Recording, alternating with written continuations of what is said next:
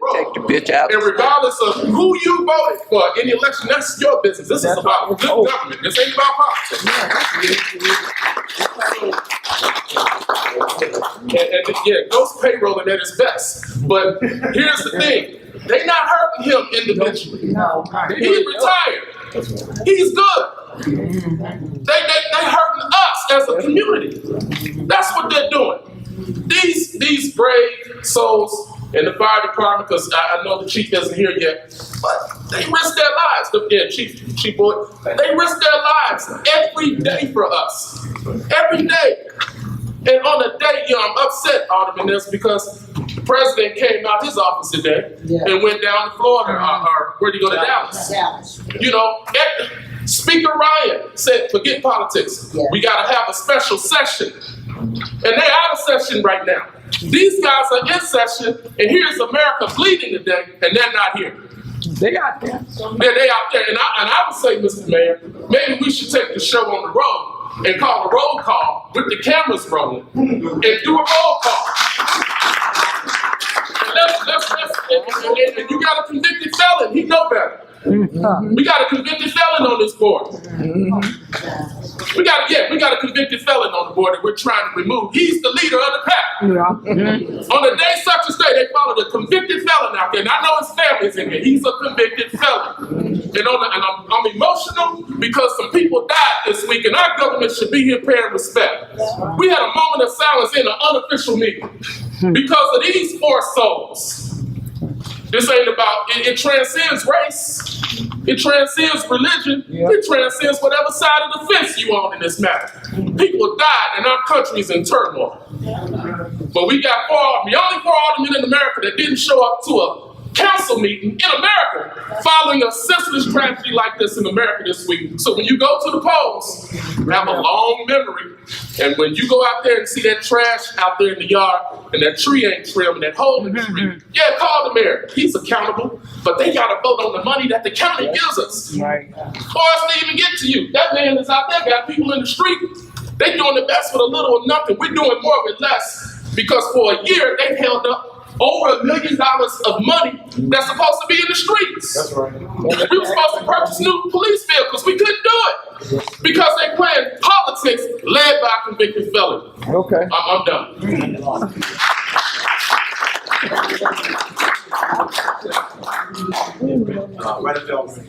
Again, I want to thank the citizens for coming out.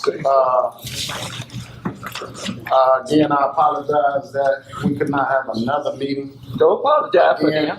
Again, I will, but what they're doing makes us all look bad. Yeah. So I have to have the decency to at least apologize for the ones that are trying to move this government forward. Sheriffs, again, you all need to call y'all boss. I know he probably didn't have no police background. I did a little research on him, but let him know that y'all are totally wasting taxpayers' dollars coming here to protect people that aren't even at the meeting. We had a young lady just killed in Calumet City with a stray bullet. Maybe y'all could be shaking up Calumet City right now instead of, sitting in here protecting people who claim they scared and don't even come to meetings. So they asked the sheriff to have the deputies come. It's overtime dollars. And they're not even here. And your dollars are paying for them back there. And there ain't even no meeting going on. It's not their fault. So, it's these four individuals. I'm sorry, I got to cut you off. It's these four individuals. You wrote a letter to the sheriff saying, our lives are in danger and they're threatening our lives. And you're not even here after the sheriff deputies are here. you're parking lot tenants. Call Tom Dart and tell him it's a waste. Tom Dart probably did the right thing based on four elected officials calling him. Right. He's not here to see, so he sent his best here. But we're paying for them. You paying for them, and they not here, and they asked for him. What sense does that make? That's stupid. You're right. Now, I'm sorry. That's okay. It's an unofficial meeting, so. Right. Not only was it tragic what happened in Dallas, but it also was very tragic what sent the young man off to do what happened in Dallas. Totally, it was 6 murders by police 4 Hispanics, and then the 2 blacks that we all saw. Mr. Mahone, we paying for them and they not here. They asked for them. We paying for them and they're not here. We're paying for them. I'm not Mr. Mahoney. You are paying for whoever. You paying for them. Go tell your people you're paying for them. You're paying for them out of your pocket. You a senior citizen and your money going to pay for some deputies and your people not even here. Led by convicted felons. I'm personally. I'm sorry, y'all. It's an unofficial meeting. That's okay. I'm personally more concerned about a United States soldier who we don't even know if he was the shooter or not. They sent a robot in there and blew a man up and just told you out of everything, out of a pound of C4, his ID survived. Reminded me of 9/11 when the passport survived the plane crash. I think this was a young man who probably had post-traumatic stress disorder, who probably needed mental help, who was trained to protect people that he thought were being treated unfairly, who was trained to kill by the government, and I believe that young man snapped. I don't know where we are in America where you would send a robot in to blow up a human instead of taking them in and having a judge, jury, and a trial. They didn't do it to the church people. No, you killed 9 black people in the church and you did taking the Burger King. The other thing sensitive about police getting killed, but black people get killed every day. Like I said, it's an unfortunate event that it happened to the police, but it's still a mental health issue that was not addressed. And I want black people to pay attention to the picture that they put up of that young man. They showed him in a dashiki, they showed him with black beads on, and they showed him with the black fist raised. Next thing you know, now if you have African beads or if you're a little conscious, now they're going to make you the new terrorist. You got to pay attention to what these newspapers do. It's also unfortunate what happened in Michigan today, but we have to fix some broke things in America. And it's nothing new. It's just that these phones are catching everything now. It's nothing new. It's been going on. But recordings and everything are catching things. But I don't know if this has something to do with the executive order a few weeks ago that Obama signed where Americans can be casualties if it's considered a terrorist threat. I don't know what that was, but to take somebody and blow them up, I don't think they was no better than he was. So, again, but back to these 4 people. They've tried to stop our tax levy. They've stopped CDBG money. They've stopped no cash bid. We've caught a lawsuit from the cell phone towers. We did have that right because they wouldn't vote on it. And it's another lawsuit that I picked up out my mailbox the other day. They are truly hurting the city. Now I understand politics. I understand on 4 boards. I understand it with some of the best.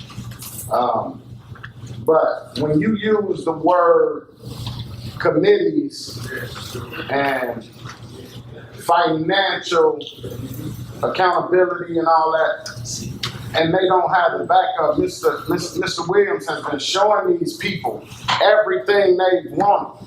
So when you use political catchphrases to rile up people, I mean, there's no reason for you not to be here to handle the city business, to move the city forward. The biggest thing that hurt me more than the money we missed and everything was the business that we may have lost. Did they leave? Yes. I see a sign on Cicero now for Ricky Roberts. We were gonna get that big truck stop, gas, wash, the money that it would have generated annually was so much more important than the money they didn't vote on to fix the streets. So, I mean, we really got to pay attention. We still here to do a job. And we get paid a pretty nice amount of money to come to these meetings and whatever else they may do on the side. But we have a job to do, and we work for you all. Again, I would ask anybody, even if you're a supporter of them, I don't care if you support them or if you don't support them, but they're elected to be your voice. I mean, this is voices. So, I don't know. I'll come to the next meeting again.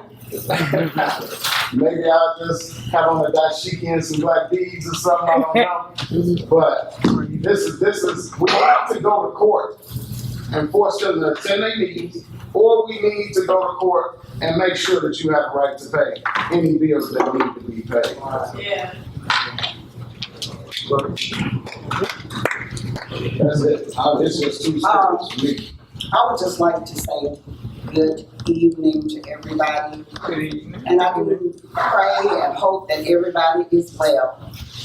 I forgot a couple of announcements that I'm going to say publicly so that you will be aware.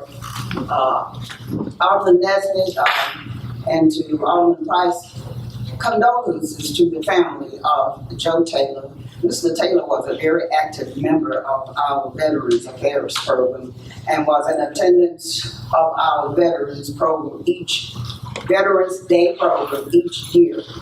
And he was certainly a powerful member of the oldest block club that we have here, Garga Block Club. And they always was so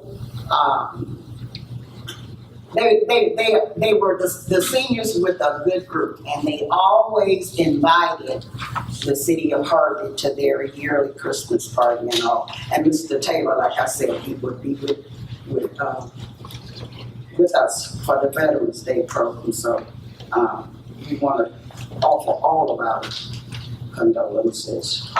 The other thing I wanted to say was that it matters not, but anyway, on our next scheduled meeting for the public, so you will know, we have scheduled a meeting of the whole, and it is per the comptroller.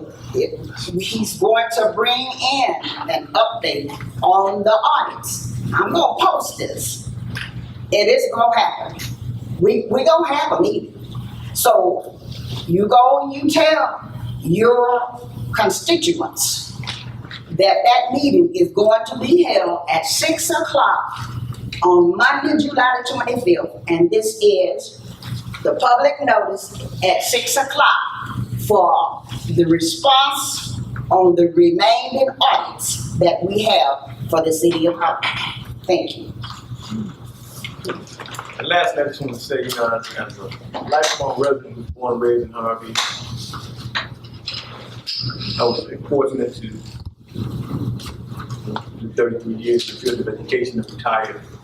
One of the things that I learned about America, this great country, they have utilized propaganda whenever they want to destabilize countries.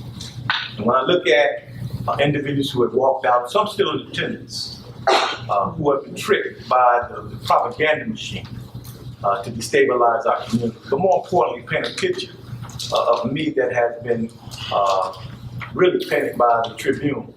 But when you look at the history of the Tribune, if you do research and you understand the history of the Chicago Tribune, if you look at all the African American leaders that they have attempted to just disrespect and write negative news stories, that's their history.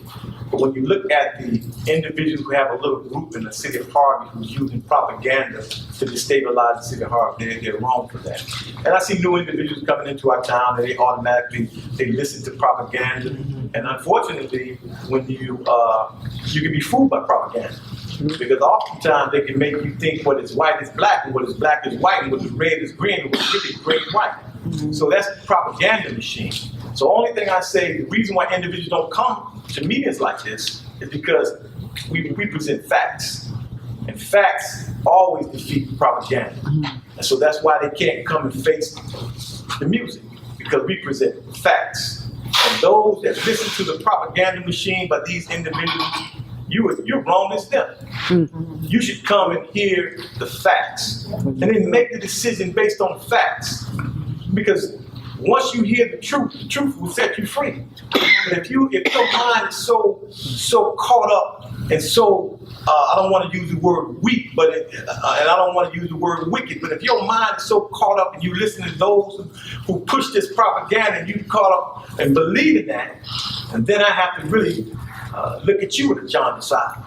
So all I'm saying, I hope that we can continue to move this city forward. We're going to continue to do what we have to do. And I'm going to continue to pray for those, even though they're not in attendance, because that's the right thing to do. But ultimately, we're going to have our way, and we're going to stand on truth and justice. And when you stand on that, everything else will work out. So I thank you for coming. If anyone have anything to say, if not, we cannot conduct the business of the city because of 4 individuals who are caught up in propaganda, caught up in politics. And if in fact they were so right and they were so righteous, then why do they allow a man who they know should be sitting, but yet still they allow him to sit so that they can play this game and try to control the city? With that said, you guys have a great weekend. Yes, sir. Just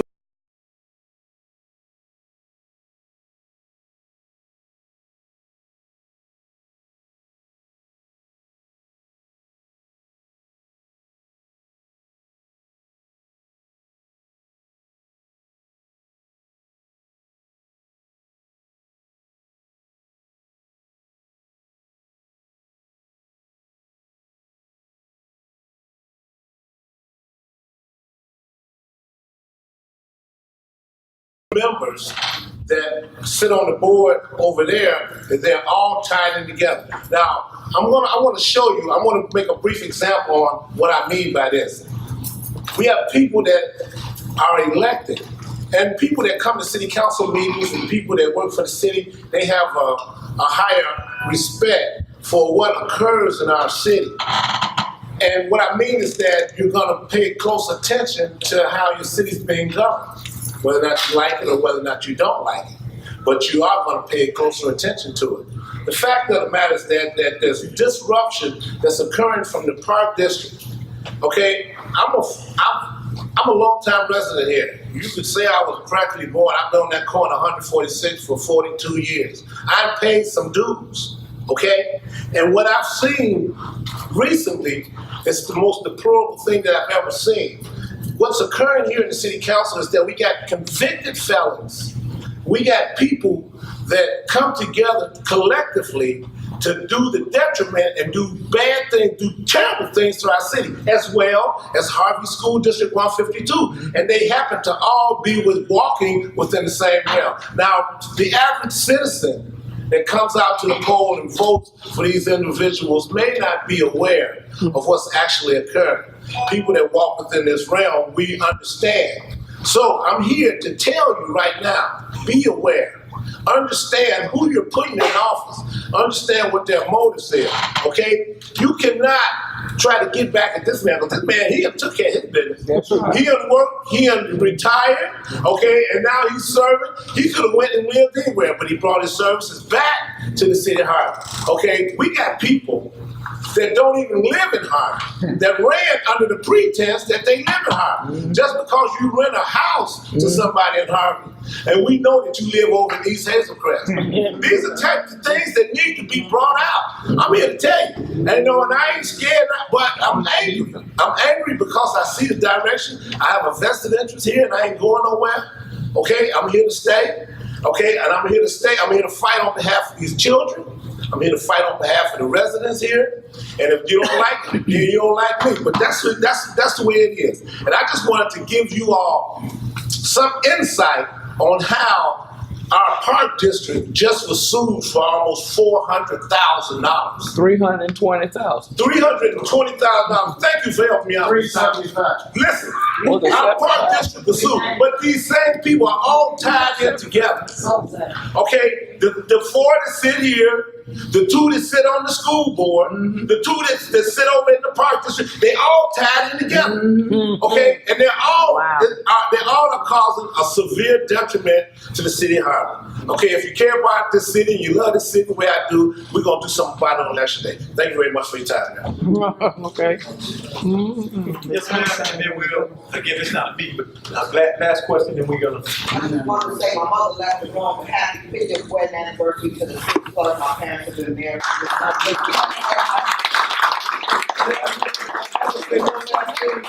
We're gonna honor Principal Ratcliffe tonight, but again, we can't have a quorum. But as an educator, a lifelong educator, I just want individuals who are in the field of education to don't get caught up with preconceived prejudice and biases and get fooled and tricked. Because ultimately, when you do that, we're gonna be watching you too. With that said, Steve. I'm sorry. Oh, Ms. T, I'm sorry. Mom T, I'm so sorry. I'm a little upset Yes, ma'am. with the council not taking care of business for the city of Harvey and the taxpayers. Yes, ma'am. I just got my tax bill, and my head is still swimming. And what we paying tax for? All of us that's gonna be in the parking lot. If you're gonna be in the parking lot, stay at home. That's right. That shows no respect to us as citizens. That's right. And I don't care who said, That's right. they know I'm not afraid of nobody in Harvey. That's right. I stand on what I say That's right. and say what I want to say when I get ready. Hey, Ma, that's right. With that said, we'll see you out the parking lot.